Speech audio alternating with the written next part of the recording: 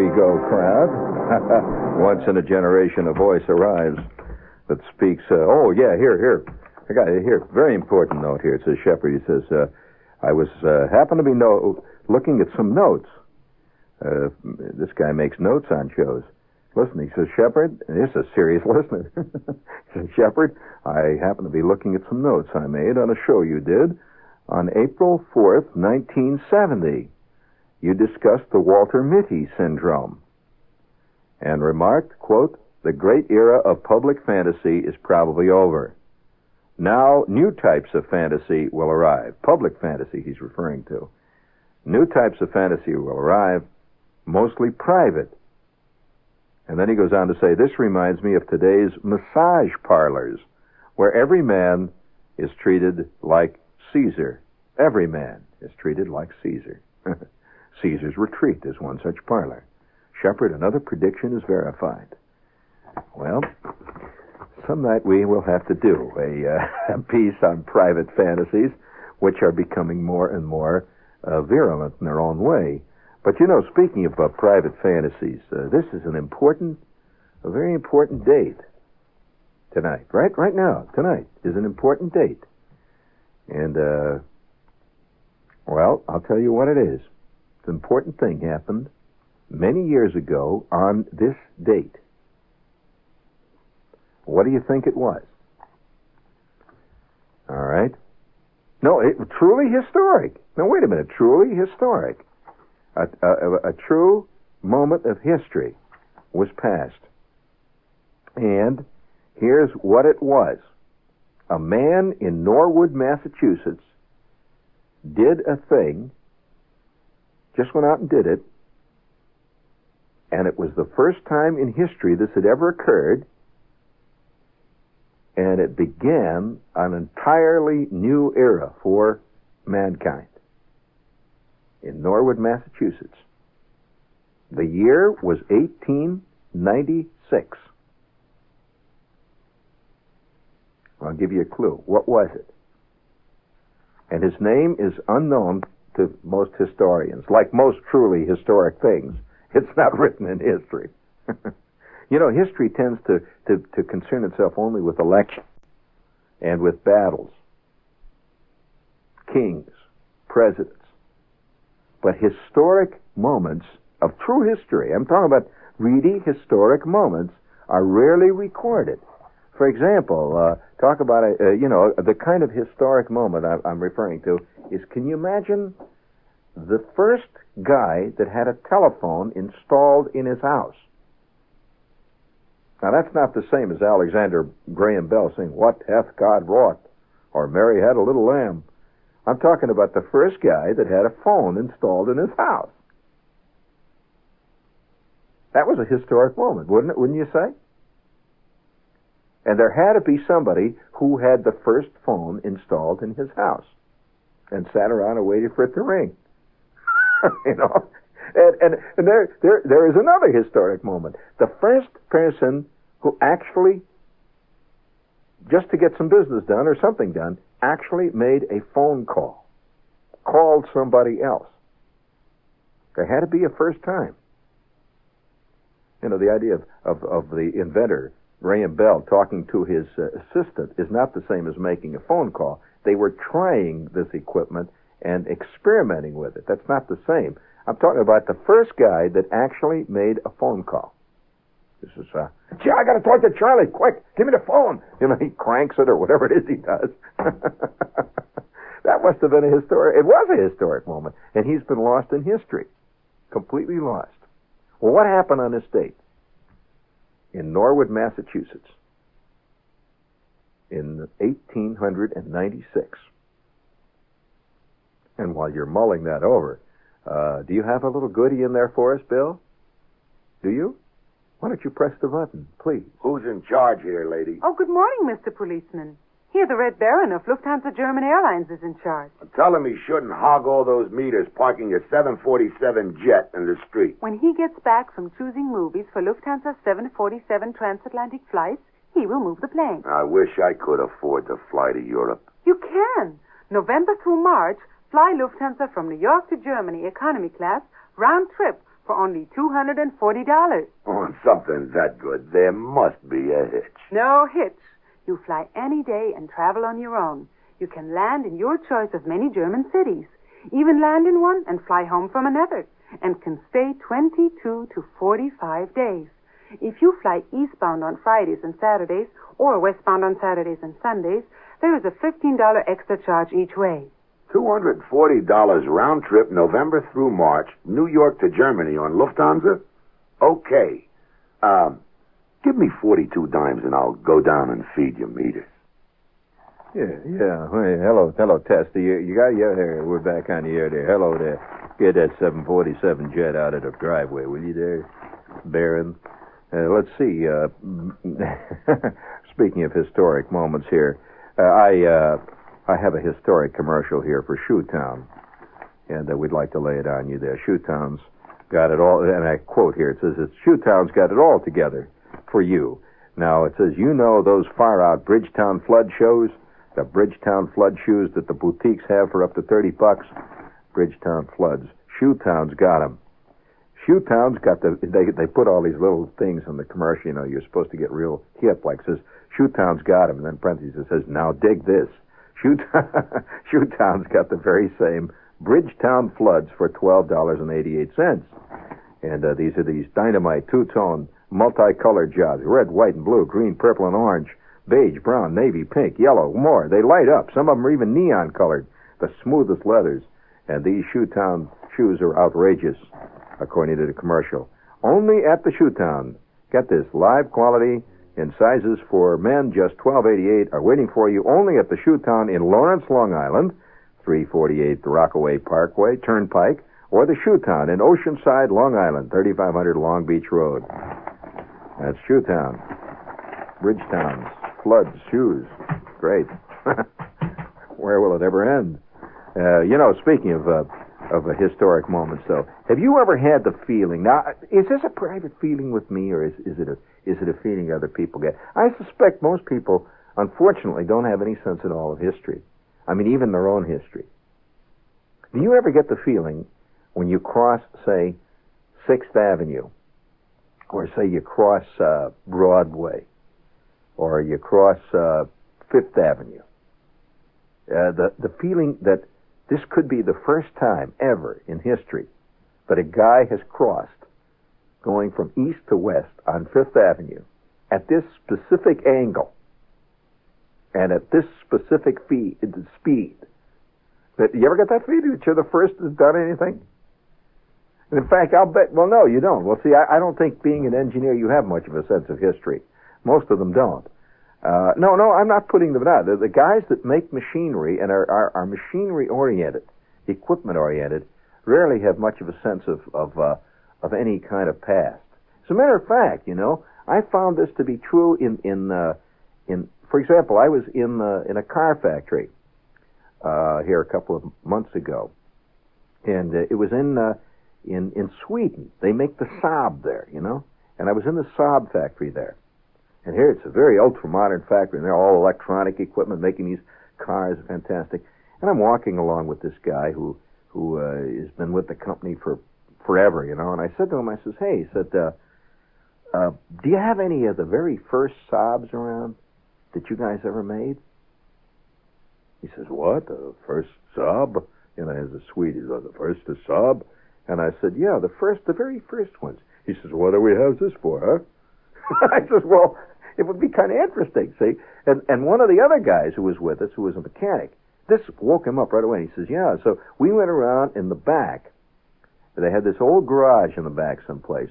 And there in the back of the garage, just sitting there with dust all over it, was Saab number 1. The first Saab they ever built that came off the line. And there it was, just sitting back there. And it looks very interesting compared to what they look like today, But they thought that was kind of unusual that somebody would ask them about that, because most people simply have no interest in that. No way. That's unfortunately true. For example, here at the radio station. Now, this station's been in business now since very earliest days of radio, and yet there are very few pieces of equipment, for example, around that this station has that it had then. Would be kind of great to see one of these big double-button carbon mics, that you see in the old pictures with the ring, with the springs and all that stuff. Now, I have never seen one of those. I guess what they do is when they get rid of them, they just throw them out or something, or sell them to a junk man. But now I'm going to ask you about that history. What happened on this date? Well, I'll tell you, you would never guess, because it's not going to be written in any history book. The first man who ever actually bought an automobile bought it in 1896 on this date. Now, there were other automobiles around, but the guys built them. And the first guy that actually went out and bought a car, and they even have his name. His name is George H. Morrill, Morrill, George H. Morrill of Norwood, Massachusetts.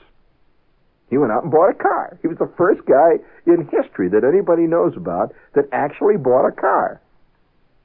Now, what kind of a car did he buy? It was 1896. What did he buy? You curious what he bought? Well, he bought a car that was literally made by hand. Of course, they were all made by hand in those days. He bought a car from Frank Duryea. Did you ever hear of Duryea? Well, Duryea was a great pioneer, far greater in his own way than Ford was. And he built this car, and he had a company called the Duryea Motor Wagon Company. And they built, they were the first guys to ever actually build a car that they sold. They went right out and they sold it. And they made 13, in fact, they were the first guys that ever made made two cars of the same design. In other words, they began to build a car, and they built several of them. They didn't just build one, and then that was it, and then they built another one that was very different. And so Duryea sold his car, and they had made 13 of them. That year, they made this car. and Mr. Morrill of Norwood, Massachusetts, bought one of those cars, and he went out and he drove one. And by the way, here's a picture of the car, of that type of car. See, there it is. There's the car right there. And it does look like a wagon. It looks exactly like a wagon. It does not look like a carriage or anything. It looks like a wagon without a horse in the front. That's why they call them horseless carriages. It looked like a wagon, and they stuck a motor in it, and it actually worked. And they took off. Now, another historic date. This is WOR New York. You want to hear another historic thing that happened? This, however, was, we just passed it.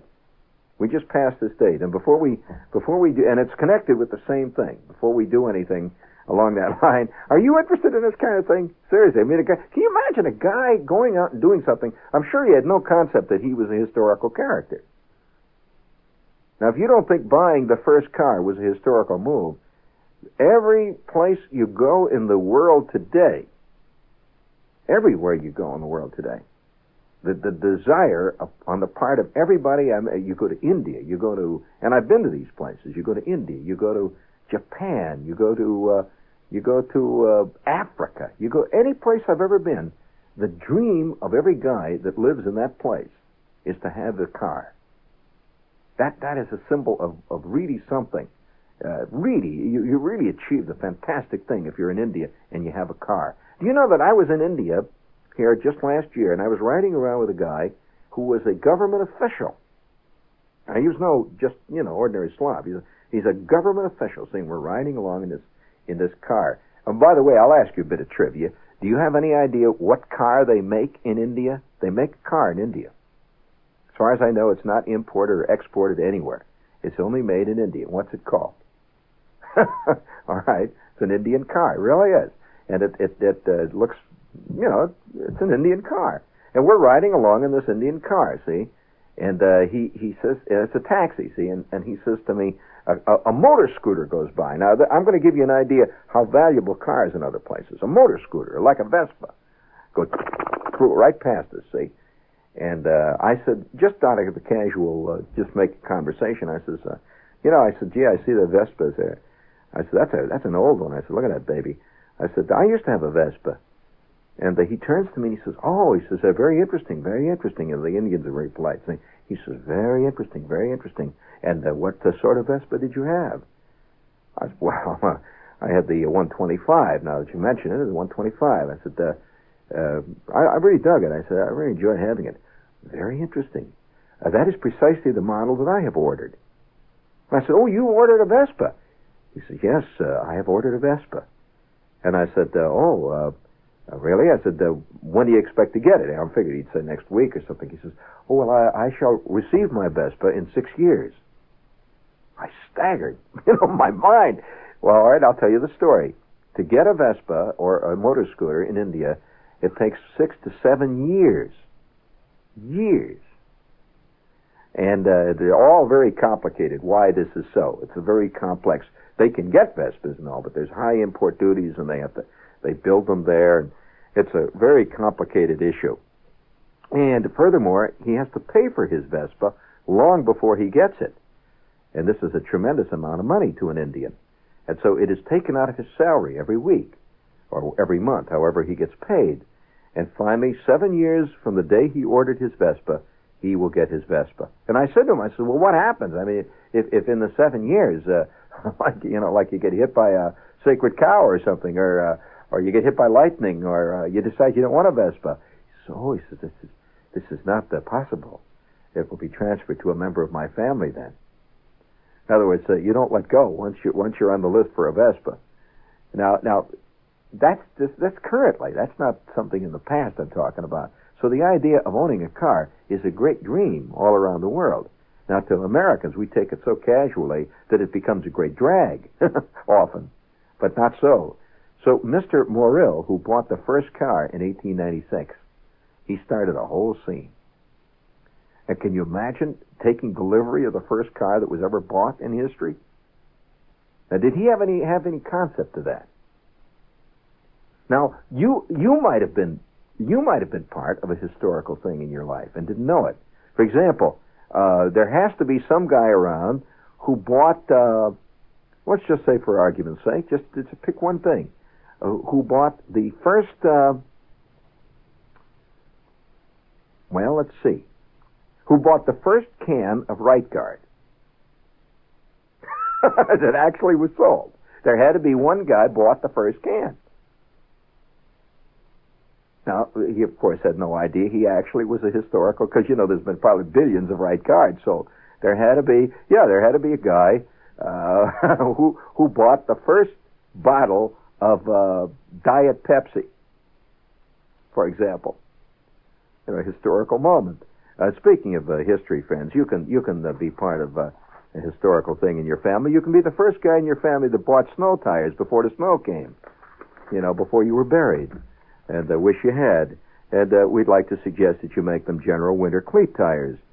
General's rugged 4-rib snow tire. Backed by their fantastic promise, you go in snow or... it's on the tip of my tongue. Who is it that pays the tow? You go in snow or...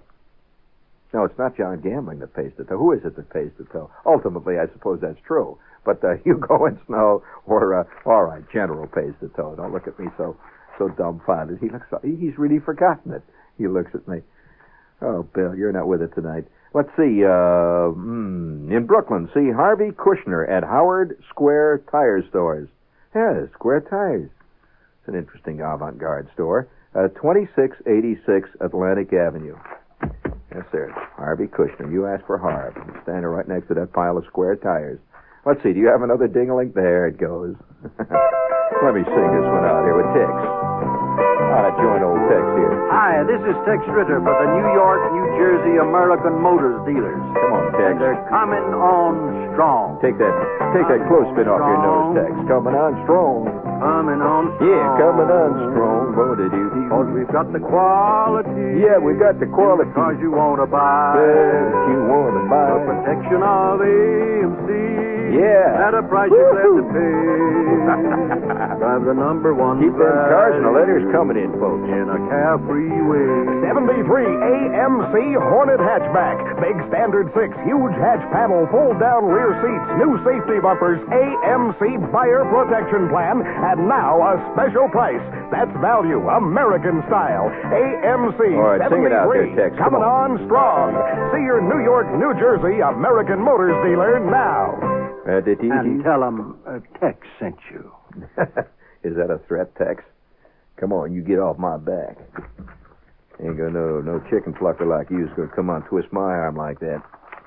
And speaking of Tex, I'd like to point out that Gramercy Park Clothes at 64 West 23rd Street, New York says, and we quote here, Mister, if the new style of men's clothes turn you on but the high prices turn you off, you are a candidate for one of them real fine Gramercy Park suits. You see, that damn accent that Tex has got is catching. I mean, next thing you know, you're going to walk around saying, yep, we'd like to suggest that you go down, try that accent down at Gramercy Park Clothes.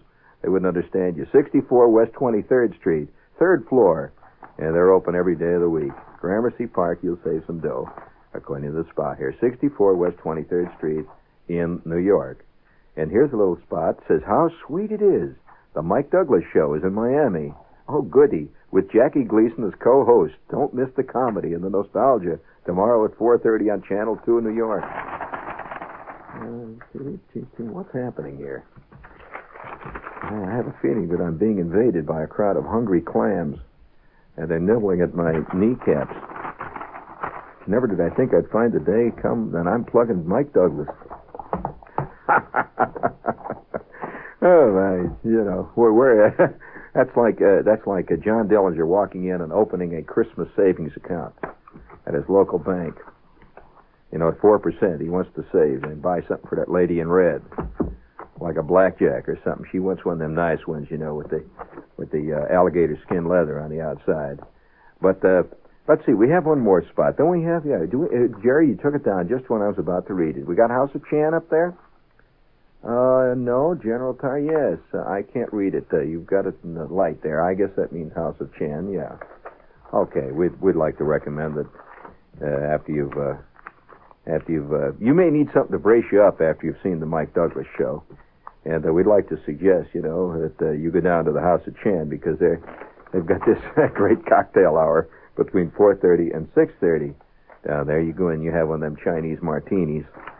And, boy, it'll set your eyeballs a-popping. And then they have these Chinese hors d'oeuvres. And what does it say they're called? I don't know. Yeah, it's some strange name. Well, you just eat them. You just holler out there. And incidentally, they're having a Thanksgiving thing, a Thanksgiving feast in the Chinese manner. Now, you ought to see how the Chinese give thanks. For example, they have barbecued capon with all the trimmings. They do it right, None of this meatloaf. Chestnut soup. You ever had chestnut soup? Unbelievable aphrodisiac. You take her down there and feed a couple of jugs of chestnut soup and chestnut soup to pumpkin pie. All you can eat for $7.50. And that's doing it up right. That's at 7th Avenue and 52nd Street, the House of Chan. You go in there and you say, "Hello, mach schnell," and they'll serve you fast. That means I'm in a hurry, quick, and I'm carrying dough, and they'll serve you quick. Yes. What was I doing here? Forgot all about it. What I was doing about historic moments. Oh, I know. You're very literal tonight. You really are. This would be a good night for you to go see Peter Pan. When the actress playing Peter Pan comes forward and says, "Do all of you believe in fairies? All of you who believe in fairies, raise your hand." You'd raise your hand. I know that. Half of New York would. Of course, they do believe. So it takes. See, it's bad news tonight. Yep. I'm thinking of doing a newscast. It's just nothing but bad news. Come right out and say, it's bad news tonight. And here's our first piece of bad news. Mayor Lindsay said he was going to rerun for mayor. He's going to run again for mayor. And now, but you talk about the history. I have to be serious now. History is a serious thing. Would you give me a little historic music, please? Please. That's it. Crank up the machine in there, Bill. There it goes.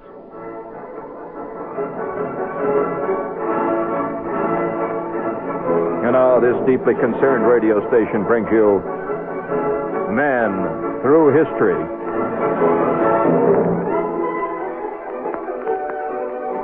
marching through dynasty after dynasty and through kingdom after kingdom, man remains basically mankind.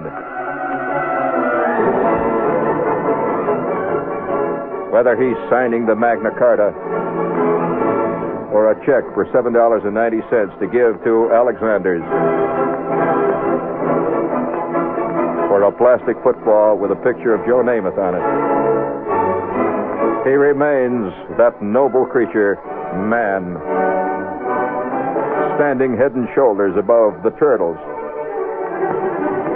stepping with giant strides over the squirrels.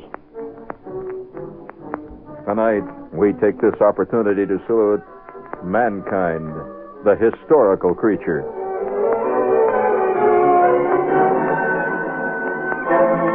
Striving ever and again and upward and onward, man is reaching for the stars. By God, you're one of them. Flubbing your way along the Long Island Expressway, battling your way across Queens, living in that little hovel in Floral Park. Remember, no matter how humble you be, no matter how simple and basic your life, you are still part of the great noble experiment. That experiment that nature foisted off upon the universe over 1.5 million years ago. You, the Neanderthal, the Paleolithic man, one and the same. The moment that we first swam out of that antediluvian lake, looked out across the dark, gray, storm-ridden horizon, girded our loins, and began to have a faint glimmer of the first Howard Johnson in those early minds. Man was destined to rule the solar system.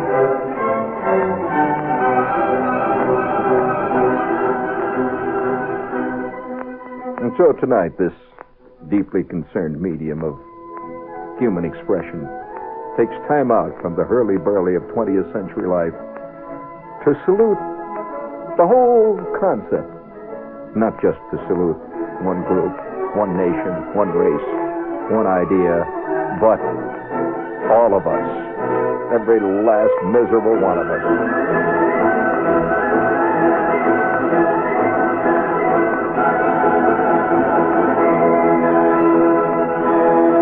Special reprints of this broadcast are available at $2 a copy.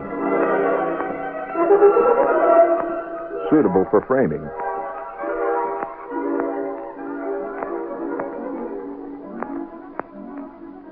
Yes, step by faltering step, mile after mile, mankind struggles over the vast desert of time, reaching for what he knows not, moving toward what point he knows not, driven by forces, by urges, by passions beyond his control, beyond his understanding. He inches forward, then sideways, then backward, then forward, then sideways, then backward, then forward. Tooth and nail, he battles towards an unknown goal.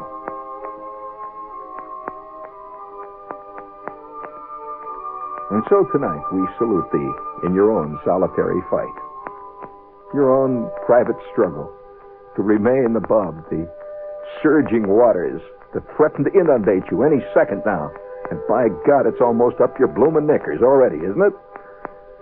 Yes, but nevertheless, you fight on.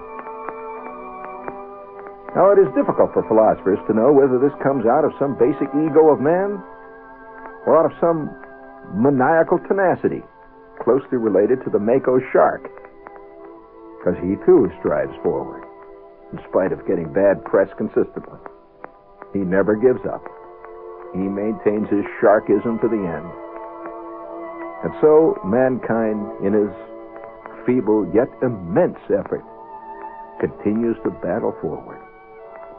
He stands in line at the notions department at Macy's. For what?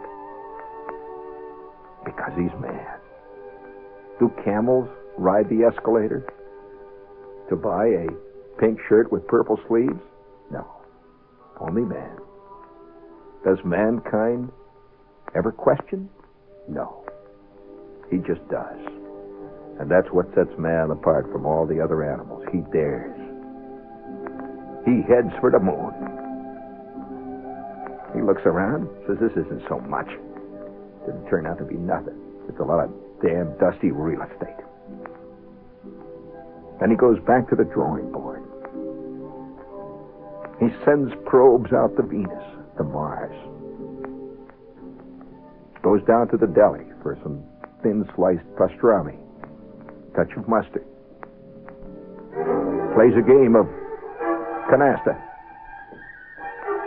Watches Joe Namath. Struggles endlessly forward, onward.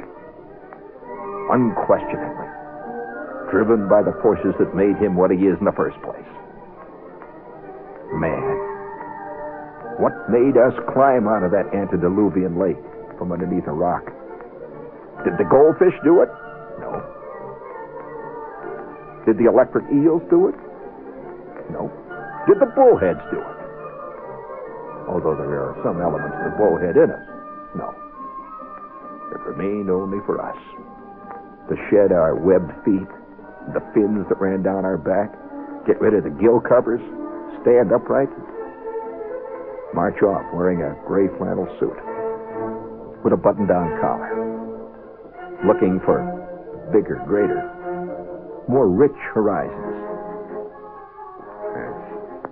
We remain what we are, mankind, eon after eon. One of the great myths, of course, that man has, that no other animal has, is that each succeeding generation of mankind is greater, stronger, richer, and smarter than the preceding generation.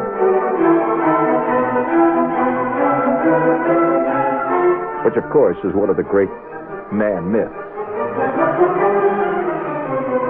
But nevertheless, somehow, it is always believed, and will always be believed, and will go, and maybe perhaps that's the secret, if there is a secret. And so tonight we salute that weak, solitary, almost hairless creature, driven by the hard Arctic winds, sweltering under the steaming tropical sun, battling his way to Venus, Mars, God knows where else, undaunted, slightly ridiculous, unbelievably fat-headed, and yet at the same time curiously noble as he fights forward. On your left, you will see magnificent Alexanders. Just ahead of us, picturesque Fordham Road. And there we see the Eiffel Tower, the pyramids at Giza, George Washington Bridge, the Howard Johnson at the number 12 interchange. All noble creations of the mind of man. Upward, upward, upward we go. Follow me! Into the darkness, into the light. Follow me. We shall conquer the universe.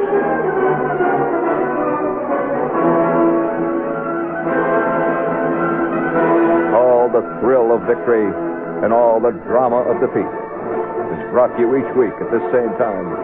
Mankind on Parade. Produced by Roone Arledge.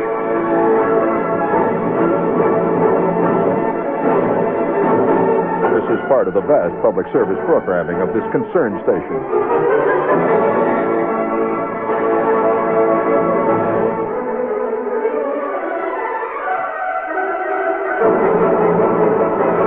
Mankind, we salute thee.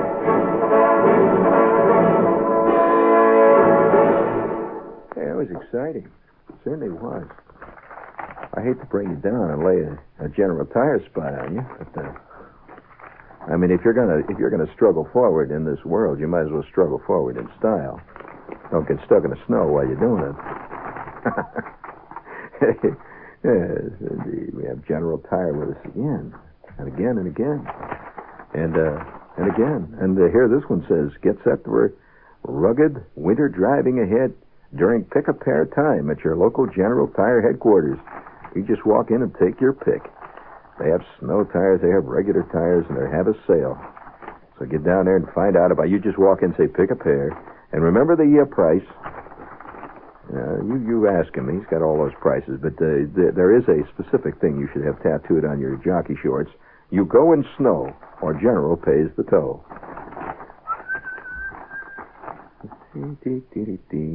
Why don't you see Joe Callahan at the Nassau Suffolk General Tire Service, 154 Front Street in Hempstead. And you'll notice he has a warm, solid handshake. Comes from picking up all them tires. Now, that was kind of nice, wasn't it? Did you like our salute to mankind? There was another thing that happened. Another thing. Are you curious who built the first car in America? Built the first? Not Henry Ford, no way. Who made the first automobile on record in America? Yep. Are you curious? All set. America's first successful gasoline engine motor vehicle was in operation September 21st in Springfield, Massachusetts. Designed by Charles E. Duryea, his brother, J. Frank Duryea, built a single-cylinder horseless carriage. The Duryea was the first American-made car to have an electric ignition and a spray carburetor, which is just what you got in your car, you know, with a spray there, both of which Duryea himself designed and built.